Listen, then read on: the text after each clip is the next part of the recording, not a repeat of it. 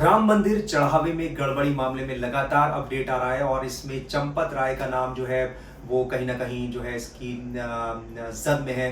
और चंपत राय को लेकर अब ये बात सामने आ रही है कि वो टिन्नू यादव को लेकर कह रहे हैं कि उन्हें यकीन नहीं था कि टिन्नू यादव ऐसा कर सकते हैं। हमारे साथ कुलदीप सिंह राघव हैं। कुलदीप, राम मंदिर के मामले में लगातार रोज कोई ना कोई अपडेट आ रहा है। इसमें कई गिरफ्तारियां हो चुकी हैं और कई लोगों से पूछताछ हो चुकी है। कहा जा रहा है कि चंपत राय जो सबसे बड़ा नाम है राम मंदिर इस पूरे ट्रस्ट और उससे जुड़ा हुआ, उनसे भी पूछताछ इस मामले में हुई है। जी, दरअसल राम मंदिर जो ट्रस्ट है उसके महासचिव चंपत राय का नाम इस विवाद में आया, चूंकि वो महासचिव हैं इस ट्रस्ट के। और पुलिस ने जो 8 गिरफ्तारियां की उसमें टिन्नू यादव यानी रामशंकर यादव जो है उसको भी गिरफ्तार किया गया है, उनका भी नाम एफआईआर में आया। और जब पुलिस ने उनकी ये जो 8 लोग हैं, एसआईटी ने जब अपनी जांच सौंपी और उसके बाद एफआईआर दर्ज हुई और इन 8 लोगों को गिरफ्तार किया गया और इनके घरों पर जाकर जब पुलिस ने जांच की तो सूत्र ऐसा दावा कर रहे हैं कि इनके घरों पर भी चढ़ावा और जो उससे जुड़ी जो चीजें हैं वो सारी चीजों की पुष्टि हुई है। लगभग 80 लाख रुपए इन लोगों के मतलब इन लोगों से बरामद किए गए हैं, इन लोगों के घरों से या इन लोगों की जहां पे चीजें हैं।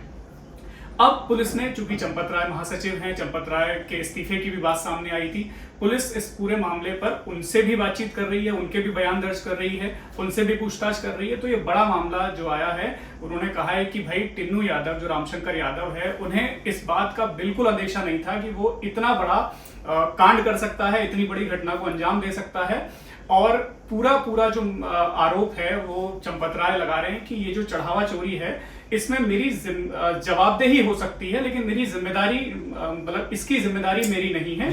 ये बयान उन्होंने दिया है। लेकिन जिस तरीके से चंपत राय का बयान है वो जाहिर सी बात है, इसको लेकर भी कहीं ना कहीं सवाल उठ रहे हैं कि आपके साथ इस तरीके से काम कर रहे हैं जो लोगों का वहाँ की देख रेख, वहाँ के खजाने पर जो राम मंदिर रामलला के उसमें आ रहा है, उसमें इस तरह के लोग हैं और आप ये कहते हैं कि मुझे यकीन नहीं था कि ऐसा हो सकता है। जाहिर सी बात है, अपने आप में सवाल खड़े कर। देखिए, सारे लोग वो हैं जो राम मंदिर ट्रस्ट में, राम मंदिर की जो व्यवस्थाएं हैं उनमें बहुत अहम भूमिका निभा रहे थे। चंपत राय चूंकि महासचिव हैं, उनसे जुड़े सारे लोग थे। टिन्नू यादव के बारे में कहा जाता है कि वो चंपत राय के बहुत करीब थे और उनसे जुड़े बहुत सारे काम वो देखा करते थे। उनके कई लोग मतलब उनके ड्राइवर भी थे, उनके सहयोगी भी थे, बहुत सारी चीजें हैं।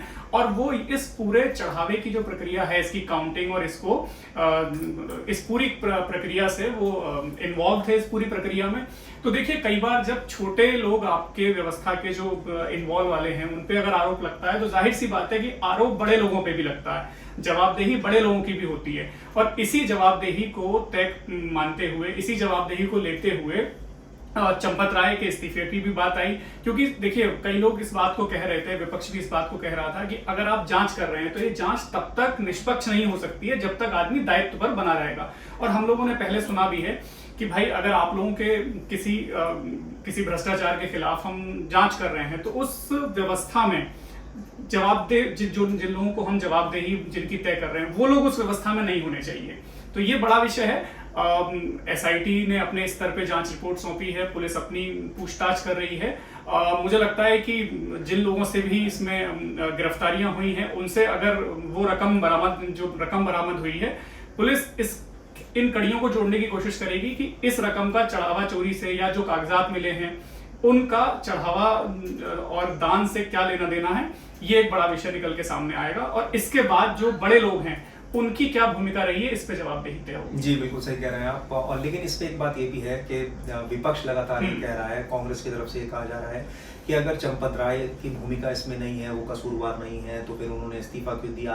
हमने देखा कि अजय राय के साथ कांग्रेस के कई सांसद, 9 जो है सांसद, एक पूरा डेलीगेशन जो है वो अयोध्या गया था रामलला के दर्शन के लिए और उस दौरान उनको हाउस अरेस्ट भी किया गया। तो इस पर राजनीति भी जो है खूब हो रही है इस पूरे मामले। देखिए, 2027 में उत्तर प्रदेश विधानसभा का चुनाव होना है और जाहिर सी बात है कि विधानसभा चुनाव से तुरंत पहले विपक्ष को एक बड़ा मुद्दा मिल गया है, सरकार को, भारतीय जनता पार्टी की सरकार को घेरने का, उसमें योगी आदित्यनाथ सरकार को घेरने का। तो जाहिर सी बात है कि इस पर राजनीति होना तय है। दूसरी बात, राम मंदिर करोड़ों लोगों की आस्था का विषय है और इतने लंबे इंतजार के बाद वो राम मंदिर बना है और आपने देखा, हमने सबने देखा है कि वहां जाने वाले लोगों के का रिकॉर्ड किस तरह टूटा है। मतलब सालाना अगर हम देखें, रोजाना दर्शन करने वालों की स्थिति देखें तो ये बड़ा आस्था का विषय है। तो अगर इतनी बड़ी व्यवस्था में कोई सवालिया निशान लगता है, किसी तरह का आरोप लगता है, तो जाहिर सी बात है कि विपक्ष जो है उसमें राजनीति होना स्वाभाविक है। तो चाहे कांग्रेस हो, चाहे समाजवादी पार्टी हो, समाजवादी पार्टी की तरफ से भी बयान आए थे, समाजवादी पार्टी ने भी लखनऊ में इसको लेकर प्रदर्शन किया था जी। तो ये सारे जो विषय हैं वो अंततः कहना यही है कि भाई राजनीतिक, देखिए कोई भी सामाजिक विषय है तो अगर हम लोकतंत्र की व्यवस्था में हैं तो उसका राजनीतिकरण जो है वो होना स्वाभाविक है। हालांकि मुख्यमंत्री योगी आदित्यनाथ ने इस पर स्पष्ट कहा कि जो दूध का दूध पानी का पानी हम इस पूरे मामले का करके रहेंगे, विपक्ष इस पर राजनीति ना करे। लेकिन चूंकि मामला सामाजिक है, मामला इतनी बड़ी आध्यात्मिक शक्ति और श्रद्धा से जुड़ा विषय है तो इस पर राजनीति होना स्वाभाविक है। और हालांकि हम लोगों का सोचना बस ये है कि कुछ चीजें गलत दिशा में ना जाएं। जो आरोप है वो आरोप के जो आरोपी हैं, जो उसमें दोषी हैं, उनके नाम सामने आए, उन लोगों पर दोष सिद्ध हो और ये जवाबदेही हो कि भाई कौन लोग इसमें जिम्मेदार थे। ये बहुत महत्वपूर्ण है। खाली राजनीति से बेहतर है कि हम इस पे फोकस करें कि इसमें जो दोषी हैं उन पर क्या कार्रवाई होती है। बिल्कुल सही कह रहे हैं, क्या कार्रवाई होती है, क्या होती है, ये भी देखना होगा। कुलदीप, इस पूरे मामले में आमतौर पर देखा जाता है जब ऐसी कोई भी घटना होती है तो उसमें जो है वो केस दर्ज होता है जी। राम मंदिर ट्रस्ट की तरफ से पेशकश की गई थी कि इसकी जांच होनी चाहिए, एसआईटी की जांच भी हुई, लेकिन सवाल ये उठाया गया कि एफआईआर बाद में दर्ज हुई, एसआईटी की जांच पहले शुरू हुई। आमतौर पर ऐसा होता नहीं है देखा जाए तो, और 20 दिन बाद जो है एफआईआर दर्ज होती है।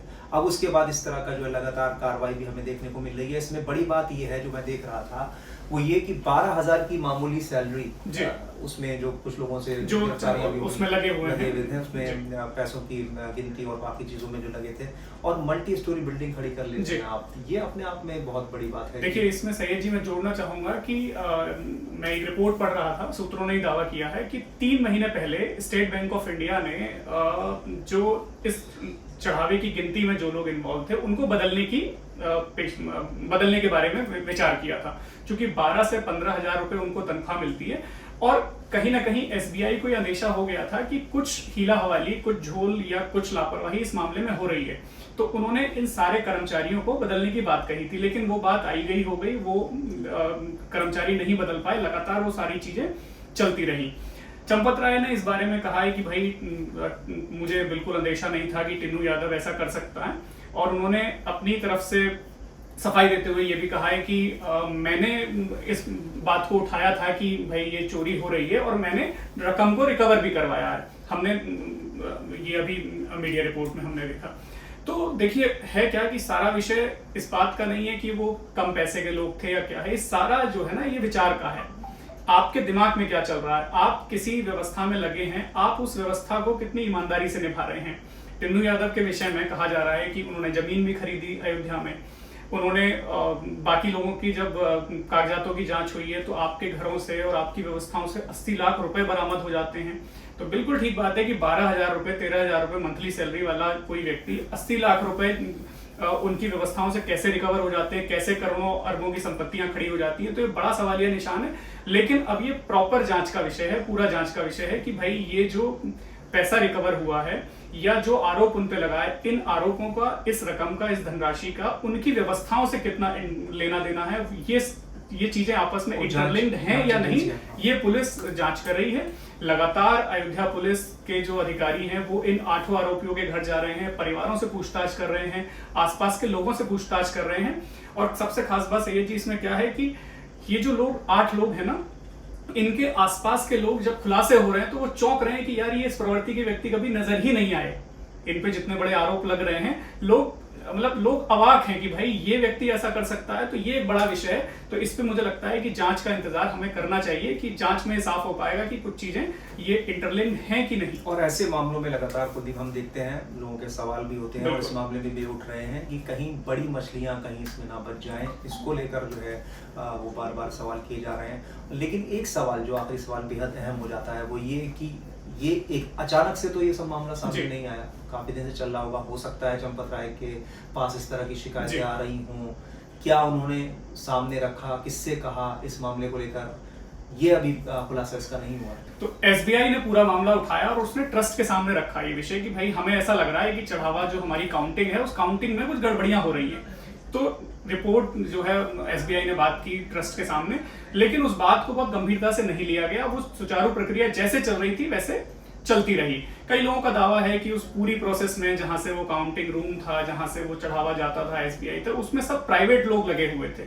तो ये बड़ा सवाल है कि प्राइवेट व्यवस्थाओं के बीच में इस तरह की चीजें थी, और अगर शिकायत कई बार आई भी तो उस पर हमको एटलीस्ट अपने एंड से, राम मंदिर ट्रस्ट को अपने एंड से कोई जांच करनी चाहिए थी, जो कि नहीं हो पाई। उसके बाद ये मामला बड़ा बना और अब आप देख रहे हैं कि राष्ट्रीय अंतर्राष्ट्रीय मीडिया में ये विषय है। मुझे लगता है बैंक भी अब इसकी जद में आ चुका है। बैंक भी जद में है, बैंक भी जद में है कि अगर आपको ऐसा लग रहा था कि भाई इसमें कहीं ना कहीं कोई लापरवाही है तो आपको अपने एंड से स्ट्रिक्ट एक्शन लेना चाहिए था, क्योंकि आपकी भी उतनी जिम्मेदारी है उस पैसे को। क्योंकि अगर आपको नोडल बैंक बनाया है उस चढ़ावे को रखने के लिए तो आपकी भी उतनी बड़ी जिम्मेदारी है।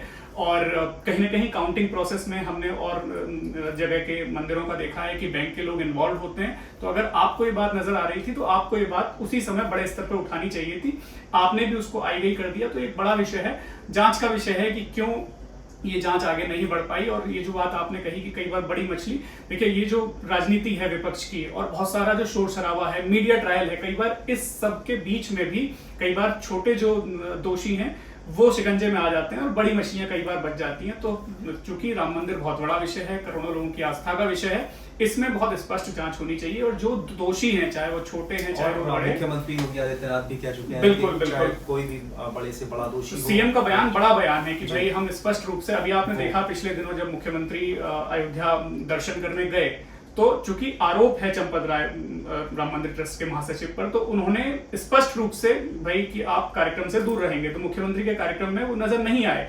तो ये सब चीजें स्पष्ट हैं कि मुख्यमंत्री को इस बात का है कि भाई जो भी आरोप ये लग रहा है इसमें स्पष्टता आनी चाहिए, दूध का दूध पानी का पानी होना चाहिए।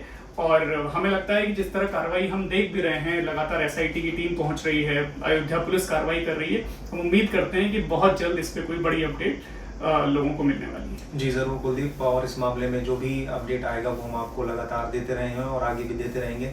फिलहाल देश दुनिया की तमाम खबरों के लिए आप देखते रहिए टाइम्स नाउ भारत।